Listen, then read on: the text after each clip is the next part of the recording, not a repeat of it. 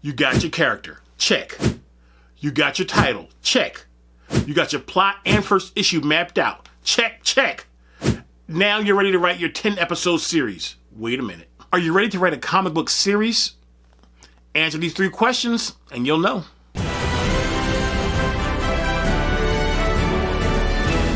Welcome back, friends. Welcome back. So today I want to talk about writing a comic book series.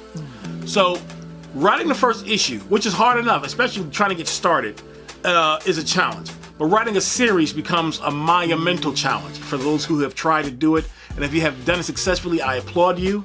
I applaud you.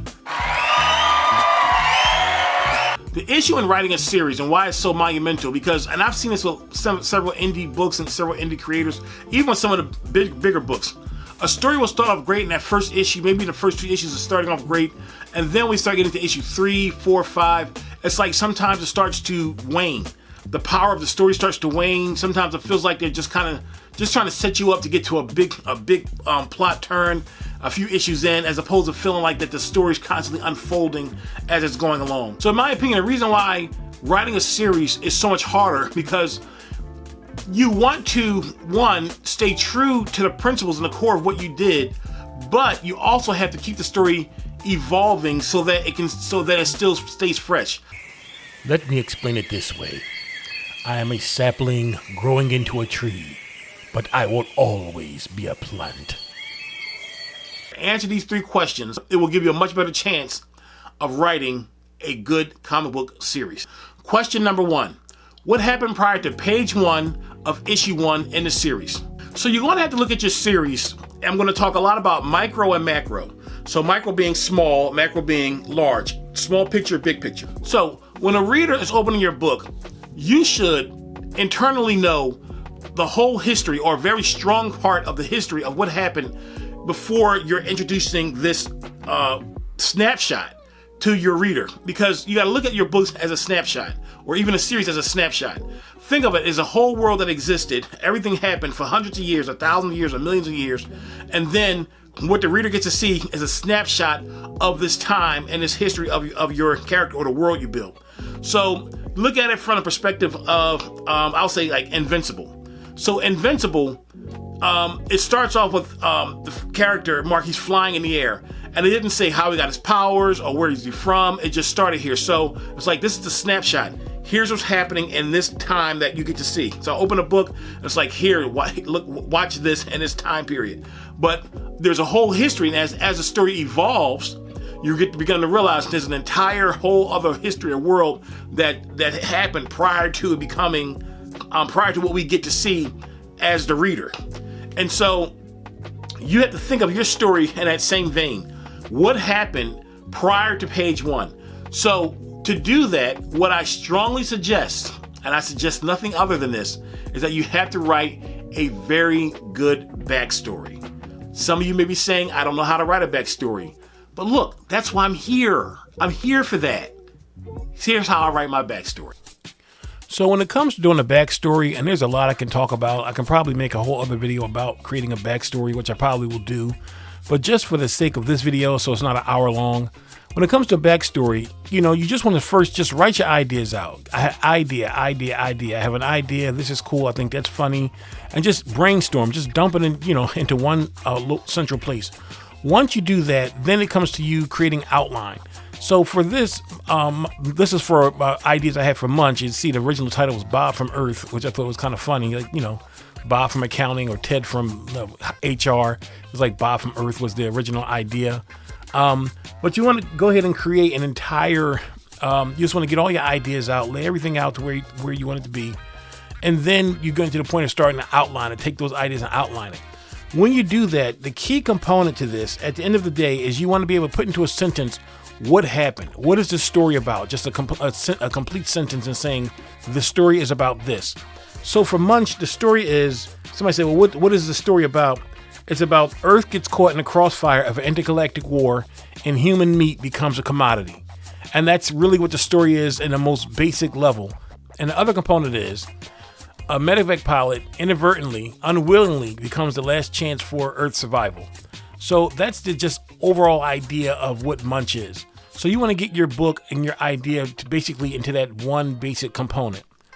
Once you do that, then you want to go a little bit deeper and you want to build things out. Build out your character. Build out your world. So when you're building out your character, you want to make your characters real. You want to give them quirks. Think about their history. Who are they? What's their favorite food? Why are they here? How did they grow up? So even this stuff is not like being put into the story necessarily. You want to have that kind of in the back of your mind when you're creating, because it'll help you develop the character in the long term, as in a series, instead of just being a one shot. Also, same thing with comes to world building. Where are you? Is it a normal Earth? Is it a different world? Are you building a whole? If you're building a whole new world, like I did with Munch, I had to build a whole new history of why they got to this place, what happened, why are the aliens fighting, and I had to basically create 100,000 years worth of story just to make sense for why the things happen with Munch. So all these things really are important because it will give you the tools to help make your story work going forward. And some people call this your story Bible. And but before it becomes the Bible, and people use the term Bible because it's like it's concreting the history of what has occurred prior to before you get to let the audience see the things you want to show them. And so don't think of what you're writing, especially in the beginning with your backstory, as Bible. Think about it, and I'm writing it, I'm just getting the ideas out, because it's not the Bible yet. It's just you getting the ideas out, figuring out who the characters are. And then once you get to a point to say, okay, because the Bible things about it that's going to matter are the ones you say, okay, here are the concrete pillars of the story. So for me, for Munch, the concrete story is, so for Munch, for those of you who have read this wonderful, illustrious series thus far, which I truly appreciate you. Thank you. The idea is, and not to give it away, and I'm going to give away a little bit. So, for those who haven't read it yet, but I know you will in the future. But I'm going to give away a little bit of what Munch is.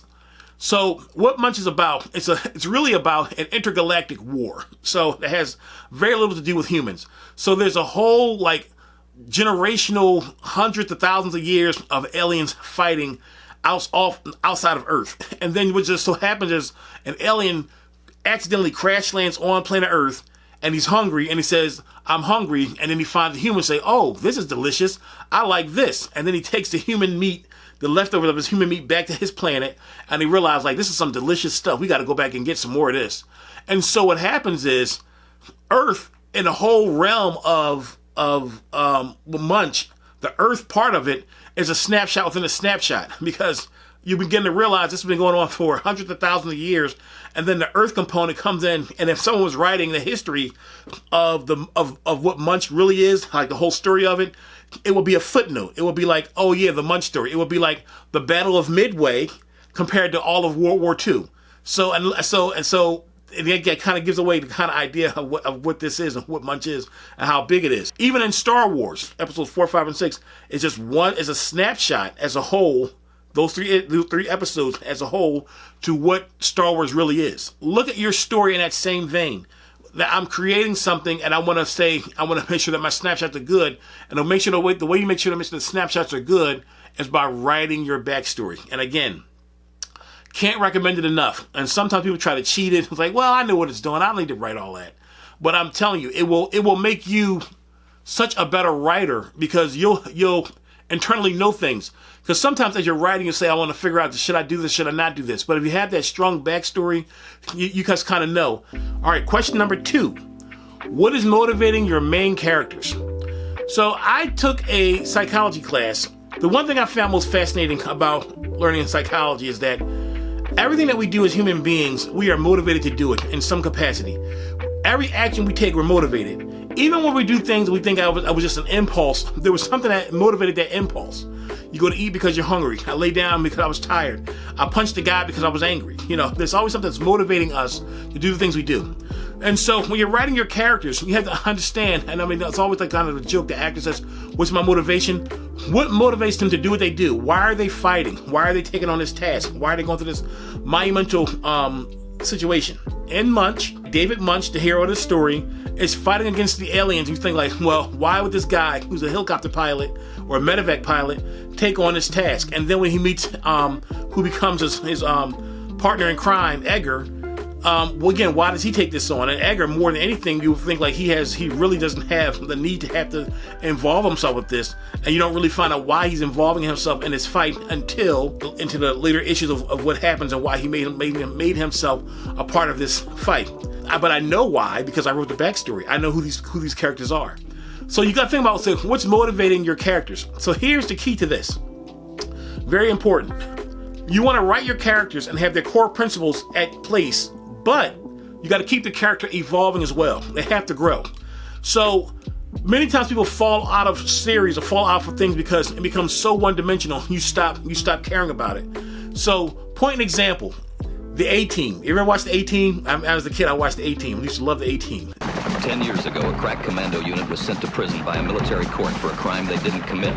These men promptly escaped from maximum security stockade to the Los Angeles underground. Today, still wanted by the government, they survive as soldiers of fortune.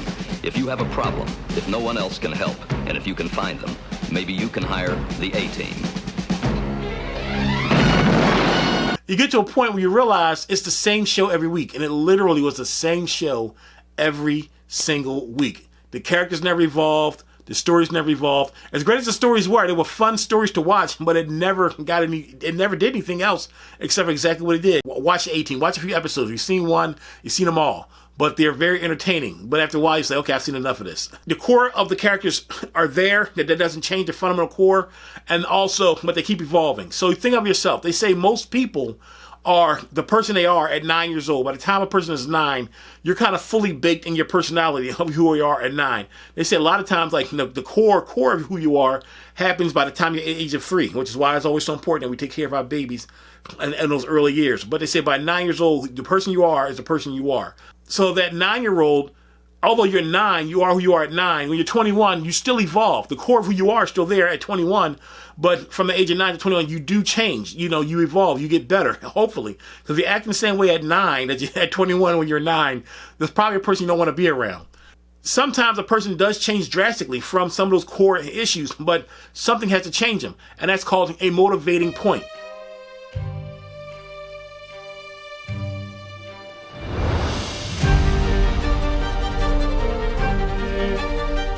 Really deep writer's moment, if you want to get really deep. This is only for the people who want to get really deep. If you don't want to get really deep, you don't have to listen to this part. But if you want to get deep, watch this.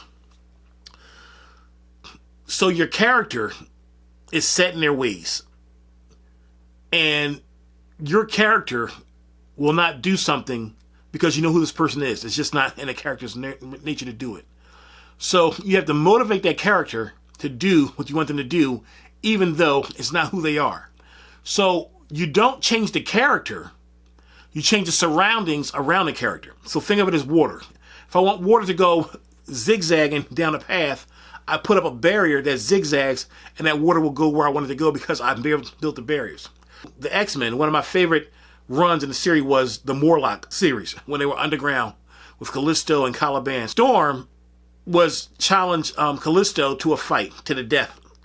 And she couldn't use her powers, and they had to basically fight with knives. And Nightcrawler said, this is bad because Storm has vowed never to kill. She's not going to kill anybody.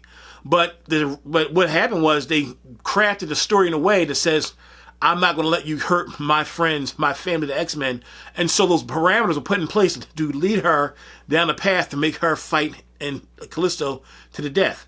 That's the deep stuff. That's only for the people who really want to get into writing really good comic books.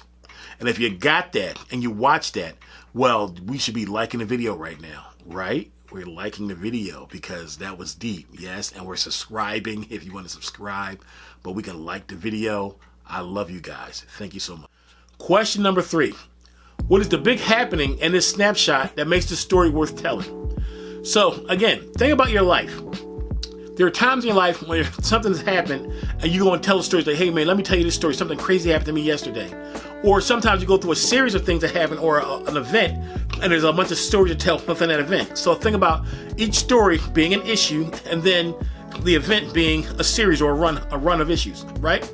So I can tell a story about me making my feature film called Dirty Laundry. and that was 5 years of my life. So there's a bunch of stories within that story that I can tell that you can probably find very interesting, but there's a lot of stuff within that story that's not interesting. So the stuff that's really interesting will become books in that series or in that series, run, issue. And as a bunch of stories I can tell and try to like get the equipment and people showing up to the set, drinking beer and all kinds of stuff that happen. And each one of those could be issues within a series, within that run of that series, right? So, but prior to me making a movie, I can go back to, let's say, like I got right out of high school, right? So right out of high school, for like the first 6 months out of high school, I was just being a bum. I ain't gonna say a bum, because I did have a job. But I was doing very little. I went to my job every day, my part-time job, and I bought my comic books, and I came home and I watched TV, and watched a lot of movies, read a lot of comics, and laid around. And I was contented doing that for like the first 6 months after high school. And with the urgency of my mother saying, okay, enough of this, get up and go to community college and get started. And so with the urgency of my lovely mother, God bless her, I started classes at community college in Philadelphia and got started in my filmmaking career, actually. The story of me laying around every day does not require a story worth told. Even if you try to make an issue out of it, but it better be something really interesting in those 6 months of me laying around to make that become an issue, because it's really not a story worth telling, in my opinion. Even when you have an issue to where it's like you feel like I just have to let the audience know things, I got to just use an expository issue to let people set things up for the next issue, and that does happen. Something should be happening within that. It should not just be they're sitting around talking for 22 pages so the audience knows what's going on. You have to take time. You have to have them doing something while they're exposing this. Exposing information to the audience. Otherwise, it's just an idea dump. An idea dump should not happen within the issue. Your idea dump happens in your backstory. Again, issue, run, series. I have single issue, then I have a 3-issue run, which is a run, and then my series. So I'm looking at the Munch series as being, at this point in time, a 15-issue series. Is what I'm thinking. Thank you for watching. If you want to pick up a copy of Munch, look in the links below. If you have questions or comments, ask, because I'm answering most questions in the comment section. I've been pretty successful with being able to answer, give some semblance of an answer, or at least direct people to an answer. So thus far. So leave that question, comment, like the video.